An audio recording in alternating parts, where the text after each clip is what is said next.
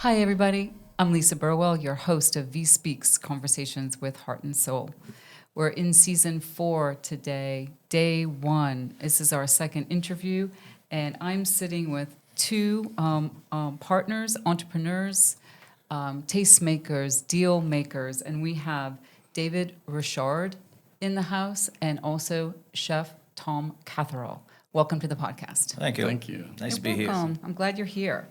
So you two met fairly recently in Florida, and that's a good story, but set it up for the audience that you both co-own Asia restaurant, 38. Asia 38 in 30th Avenue, which is a beautiful restaurant, and the food is magnificent. Incredible. I am so impressed, and I've told David this several times, but I don't talk to you as often as I talk to David, but it's amazing.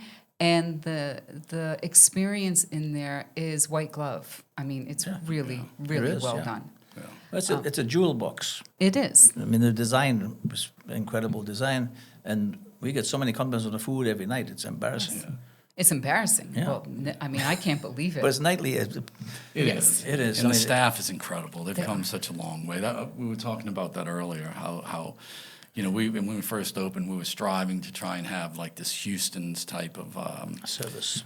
service, which is very hard to get to. But they're as close. They're not there yet, but they're as close as they've ever been. So very proud of them. And who is doing the training? I mean, you can tell it is impeccably managed and a well-run operation. But where are you finding these people? Well, our first manager came from Houston's. Okay. So, so He set she the was bar, with or us. she set the bar. She set up a lot of those systems. Okay. And then we just took it from there and just keep trying to build on that.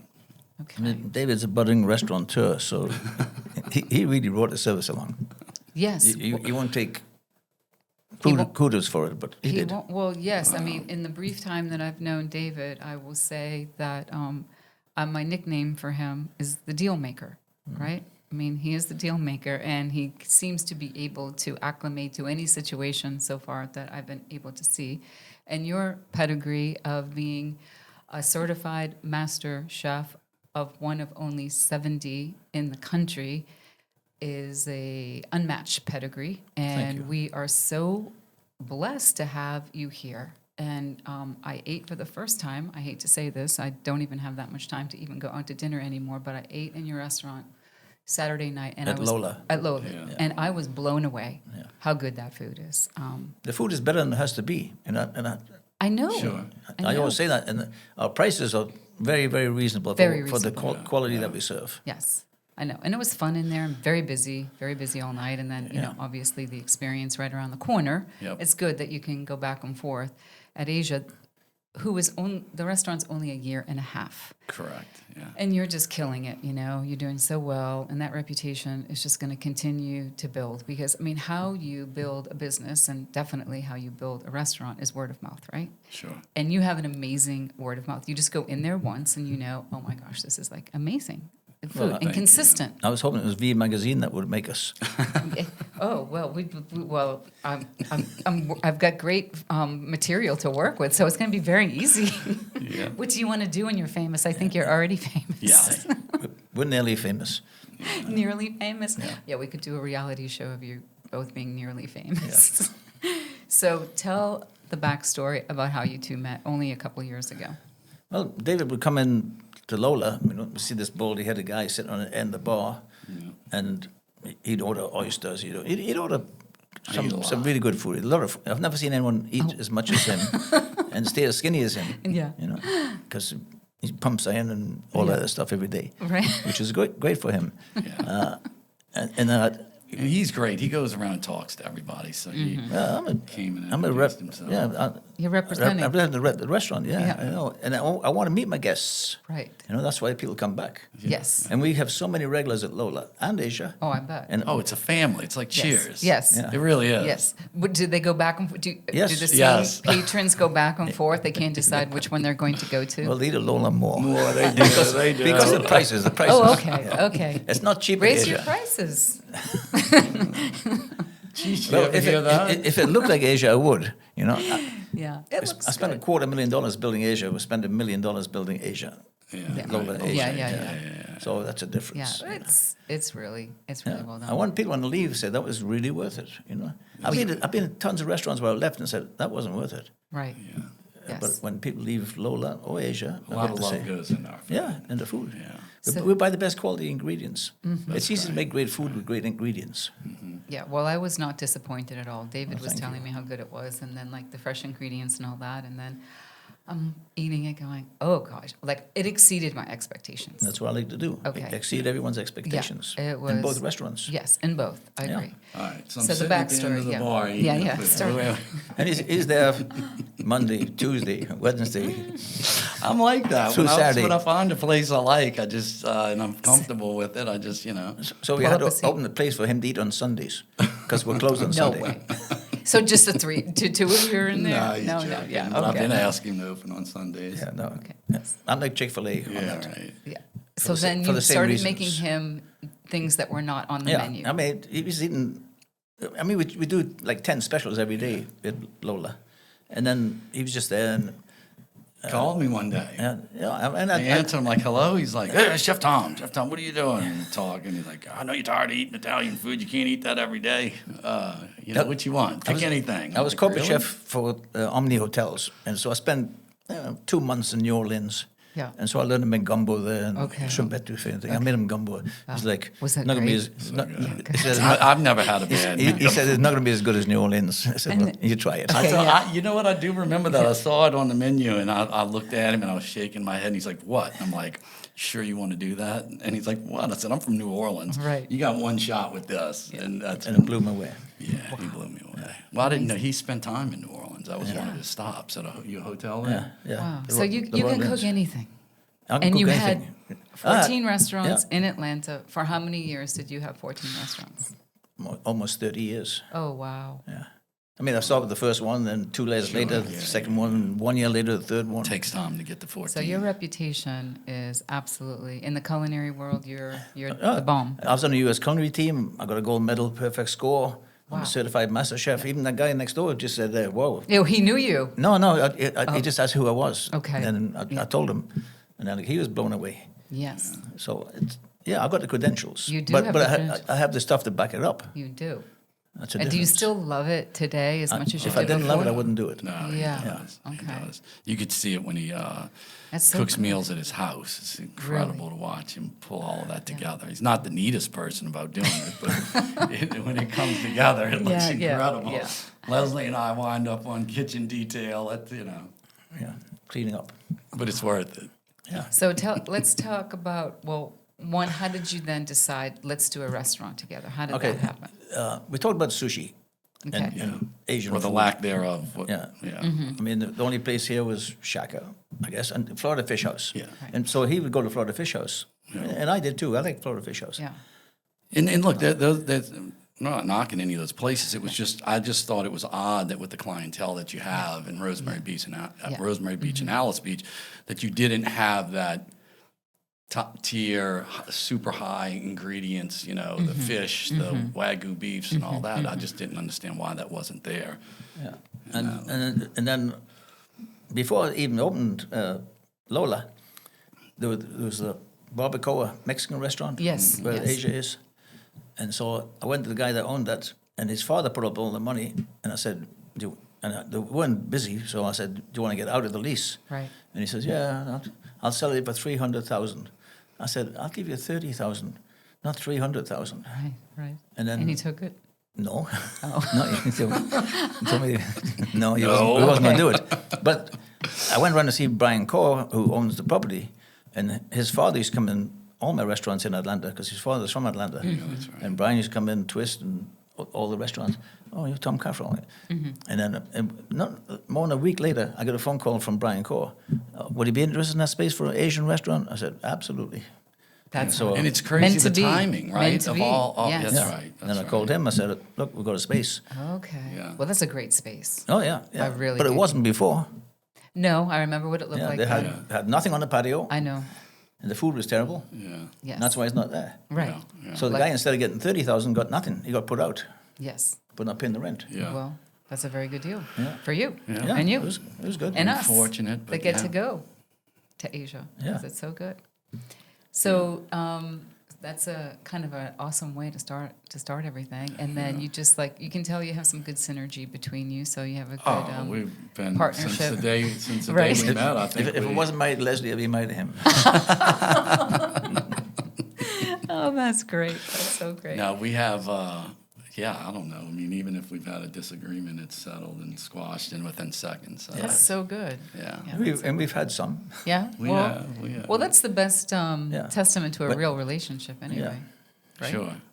I mean, you don't really know if you have a good relationship until you can fight and make up, right? Well, we've That's been in right. bed. We've been in bed with each other for like 2 years now. So. Yeah. Yeah, that's Yeah. right. Great. We can't So- get rid of one another. We're stuck. Yeah. So let's take the listeners and the viewers back to you as the eldest of 10 in Newcastle, England.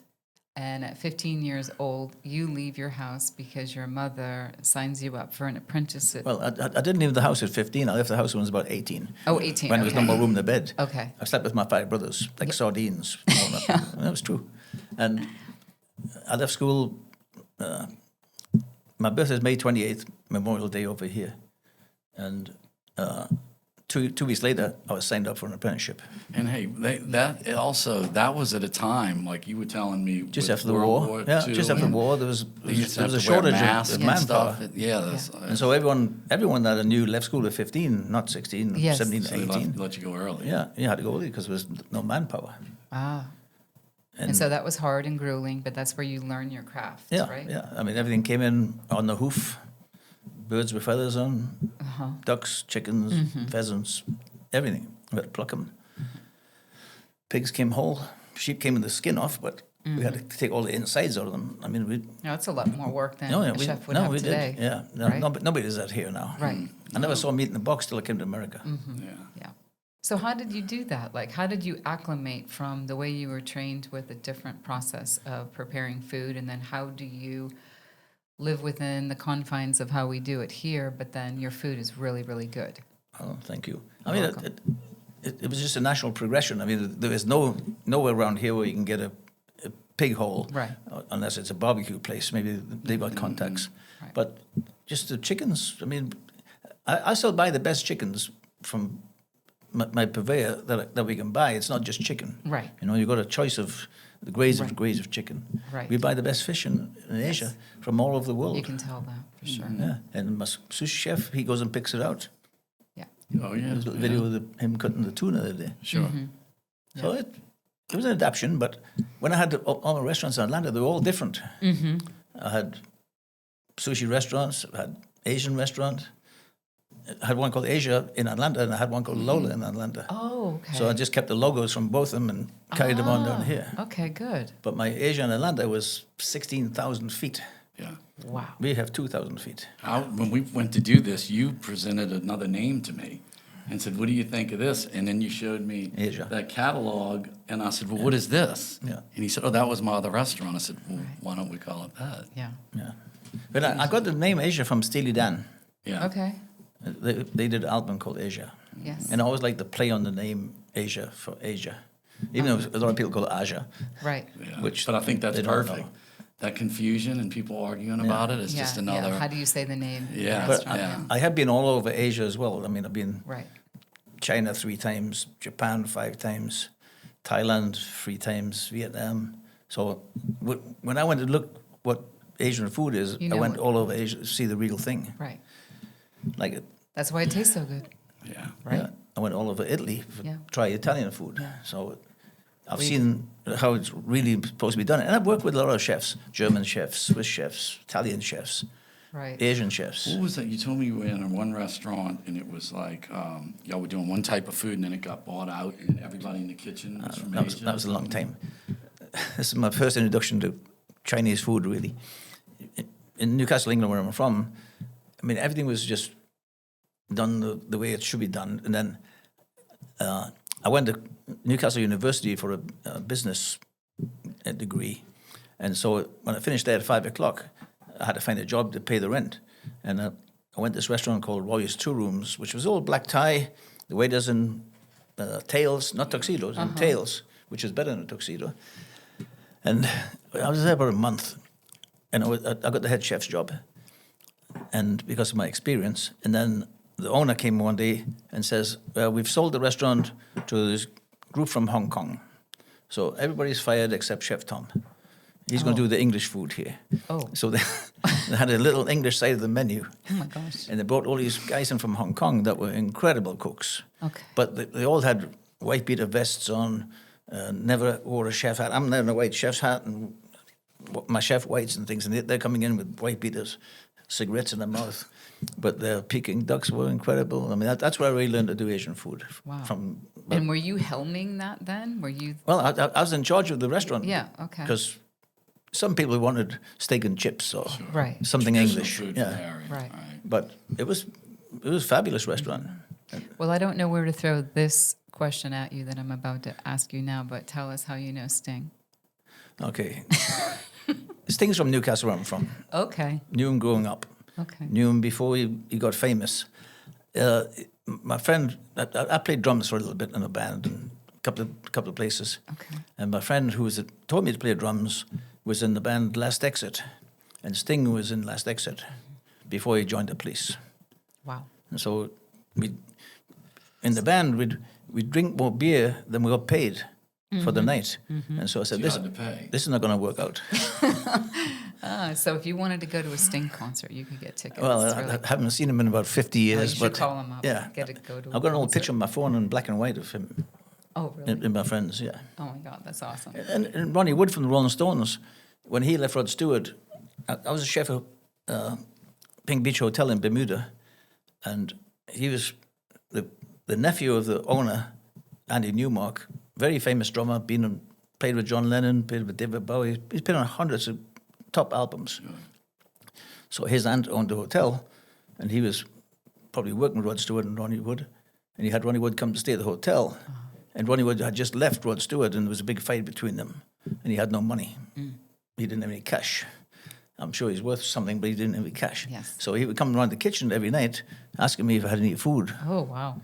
And so I fed him. I took him. I had a sailboat at the time. I took him up my sailboat. One of his then girlfriends, who was gorgeous, but he didn't get married to her. We were together for like 3 weeks. Really? Yeah. That's cool. Wow. You've been everywhere. And you've been in Boston, too. At the I was in Parker Boston. House, I was a chef. My hometown. Yeah. Yeah. How long did you stay I love there? Boston. Leslie went to Boston College. Oh, okay. Leslie, we have a lot to talk about. So I was in Boston just over a year. The winter was too cold for me. Yeah, it's not as cold now. It it well, was nothing much is as cold now. I mean, well, that's true. You couldn't even see the cars for the snow. No, I know. When I stepped know. outside the hotel, I know. where's the car? Just covered in snow. Yes, that's crazy. And But that, I was telling you one time we had two famous people that worked there. And one was Ho Chi Minh, he was a dishwasher. And Michael X was a room service attendant there. And they've got their portraits up in the hotel. That they actually worked there. wow. And Crazy.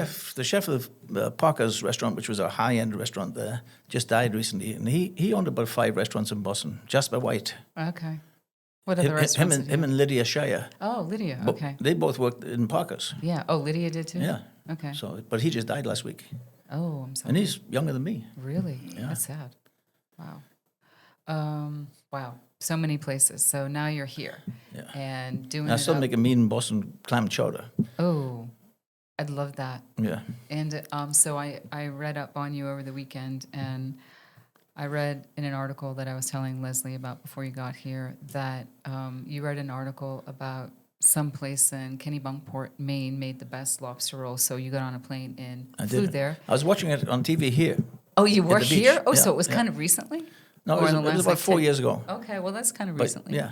But I was And you watching flew up there, and then you said it was the the best best lobster roll. lobster roll ever tasted.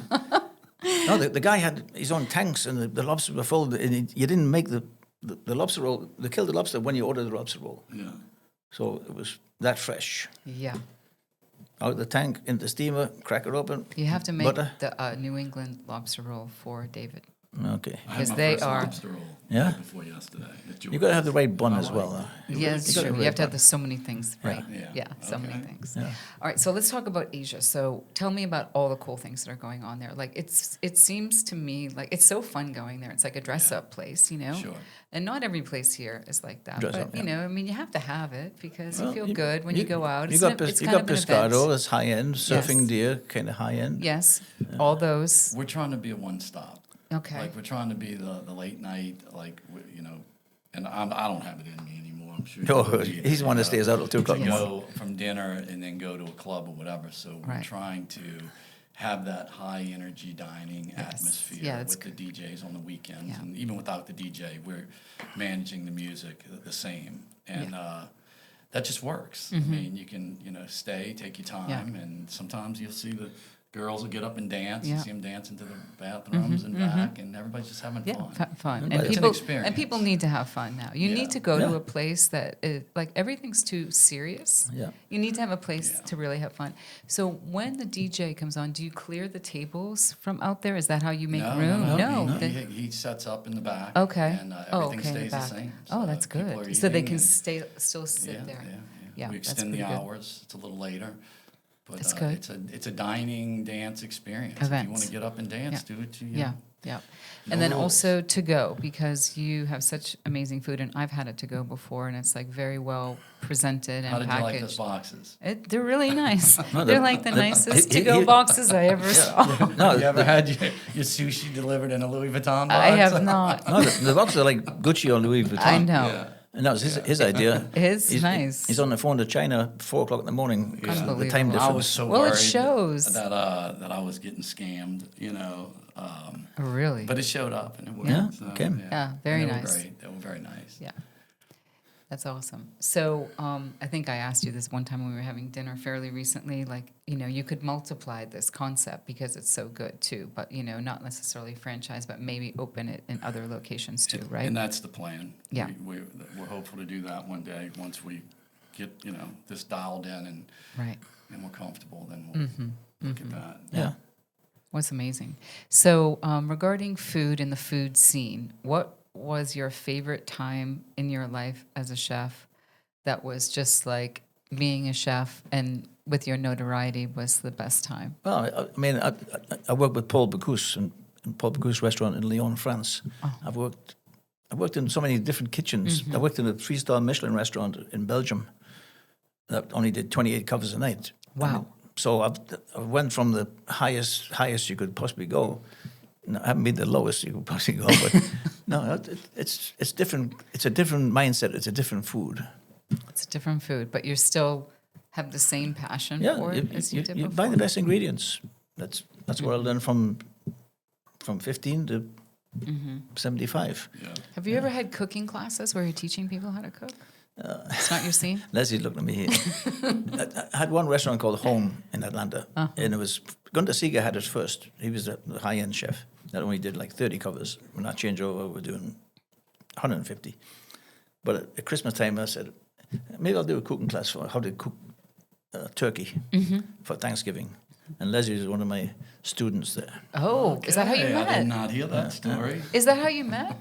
No, she would come to. Well, that's she the would come best to my- cooking class you ever had. Yeah, it's the only one I ever did.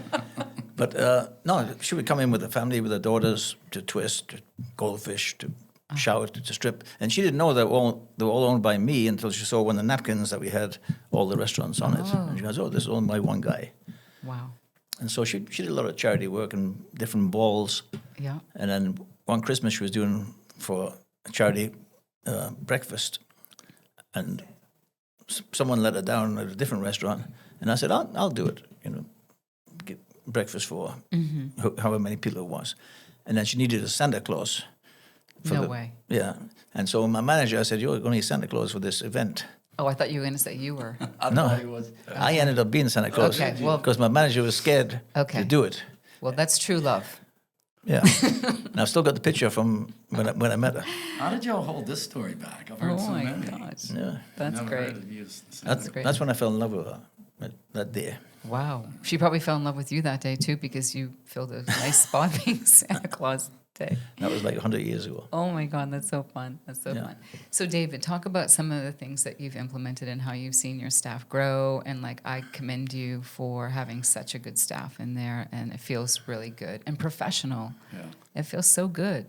Well, he's always loved Houston, so it's him mostly Yeah. putting the Houston's thing on the rest of the staff there. It's just from experience. And uniforms. Dining experiences that I've had, what you expect from the food. I'm by no means a chef, but I'm learning from him, a little bit here and there. But I know when something is right or it's not. Like I can look in that window and tell if they've overcooked something or the shrimp isn't right, and we watch all of that. I mean, even when I'm in there dining, I'm walking around looking, and I'll call them on it. That's Yeah. not how we do that. Pull it back. Right, right, And just touch the tables and find out right.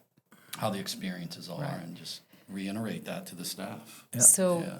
let's talk a little bit about your background, because how do you go from all the different places that you've been involved with and working to be able to segue all of that? Like, you had to amass a skill set yourself over the years to be able to just do this. Like, I call you the deal maker, Yeah.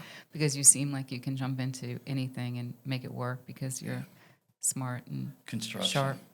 Okay. Construction. There are way more moving parts Yeah. in construction than in Yeah. a restaurant. And some of the projects that I've done have been very large Mm-hmm. in different areas. I did one in the Caribbean that was in Puerto Rico, St. Thomas, St. Croix, and St. John, and had to manage all those Wow. moving parts. Wow. So you can't, and at least in the restaurant, you can walk in and everything's there. Mm-hmm. In that project, there's no way that I could have even visited every site. We had 1,000 houses we were working on. So Wow. yeah, so that's where I got it, construction. Okay. And then several other businesses you've been involved in since then too, right? I have yes. energy drink. Yeah. How did that? Cult. Tell us about the energy How did drink, yeah. that go? Lord. Was the it a the good? speedboats, the diamond rings. Wait, what happened? He used to keep engagement rings in his back pocket. Tell me this. No, I mean, no. Oh, because you're a playboy? No, Like look, that? I had, my career, it wasn't easy, but it was very fast. And I think, I took a lot of chances, and I got lucky. And it was during the time that banking was easy. It was before the crash in 2008. And, I had a lot of success with my construction company, and I was in a spot that when Katrina hit in Louisiana, I was relevant, and I was awarded some very large contracts, and that was a game changer for me. So that set the stage for energy drinks and vodkas and how did, boats. how did Speedboats. Every kind of car. He's had every kind of car. Okay. Yeah. But was the energy drink successful? It was, and Yeah, the plan was Red that's Bull right, promoted business. Red Bull, yeah. Okay. Yeah, there's a big difference between millions and billions. Let me just Okay, tell you that. okay. But we were very successful, and the plan was to get their attention in hopes that they would purchase us. And? They didn't. Okay. They just made their own decided version? they just decided to come down with the open checkbook and just start buying all of the customers. So Okay. smart move. Yeah. Yeah. So we discontinued that. Okay. But Cult as a company was out of Denmark, and they did very well. Brian and Karsten sold that, reportedly for several hundreds of millions of dollars. So they did good. It was just the U.S. part that we were in probably 3 or 4 states, and they shut it down quick. Ask him about his screenplay.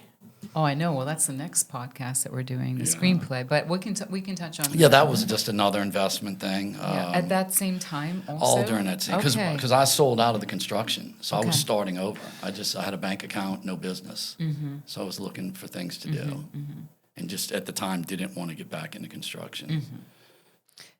But you might get back in it again. Oh, I'm in it now. You're in it Yeah, now. I've been back in the construction for a while. Yeah. But it's good to take a break from something and do other things. And you're still doing a Yeah. lot of different things too. But The Caribbean project, all of that came after Katrina, so there was about a 10-year period that I didn't fool Yeah. with construction, That's and good. then I'm But back you know in it. now. Yeah. Yeah, the screenplay and all that. I'm very fascinated. Yeah, the book with is that. great, isn't it? And Yeah, you agree? I do. Yeah, I'm not saying it because he's here. yeah, I know. It's pretty, very relevant of now what's going on. So Isn't it much so. crazy? Yeah. Yeah. It's even more so than when he invested did in it, it yeah. 10 years Yeah, ago. sure. Right? Yeah. I mean, it's so. People are going to think we have the same we're getting the same information that the South Park guys and all of them get, right? They always know what's getting ready to happen before it happens. Right.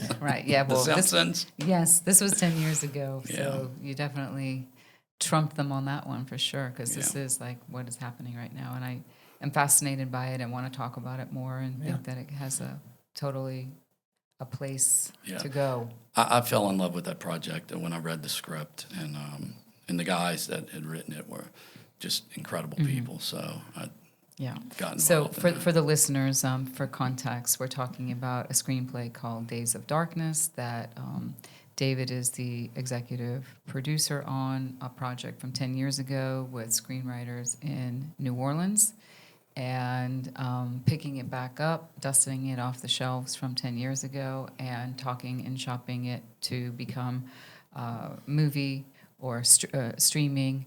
And then I'm learning that there are other screenplays under your company, Correct. Imminent Productions. Yep. Yeah. So many different things going on. Really, really interesting. I mean, you're a nice addition to the community. The community here, where I have been here for 33 years, actually. Okay. And there's a lot of pioneers and artists and creative people that are just like doing things. A lot of entrepreneurial spirit here. Yeah. And it feels very good. And I always loved it back then. And it continues to have that same thing. But your addition, the addition of, both of you here makes me smile, because like it's part of that ethos, but it's like next level. I've met some of the most incredible people. Isn't it down amazing? here. Oh, it's unbelievable. I mean, And it's a really good community. Yeah. I get so many people from Atlanta that knew me from Atlanta. Yes. And they So come you're down signing here. autographs when they come in? They always say, "Oh, I'm a friend of Tom." And you're like, who are you? Yeah. You have at his restaurants in Atlanta. Somebody approached you. I used to have a friend, Tom's card. Okay. Which was called a friend of Tom. And you got a 10% discount on your food. Okay. Not liquor, but you got 10% off your food. And we give out thousands of Really? those cards. And I was standing at the podium at Prime one evening, suit, shirt and tie on, hoping Leslie's going to come in.